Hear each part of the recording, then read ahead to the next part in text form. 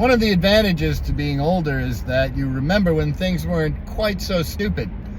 One of those stupid things that has persisted for 50 years, here in New York anyway, is the 55-mile-an-hour speed limit. This is a relic of the Arab oil embargo of the early 1970s. In 1974, President Richard Nixon signed into law the 55-mile-an-hour speed limit nationally. This program was a spectacular failure.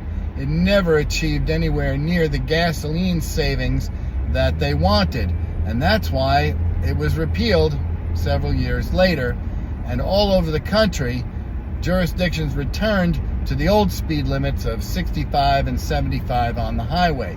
The only folks that didn't were places like New York, where they took advantage of the lower speed limits to write higher fine tickets, meaning they like the 55-mile-an-hour zone because when you get a ticket for going 70, 75, or 80, it's a higher fine and more points.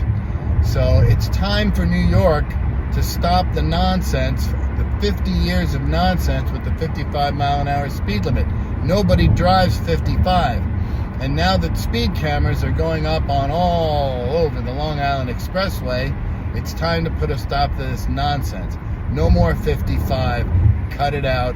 Let's join the rest of the country and put the highway speed limits back where they belong.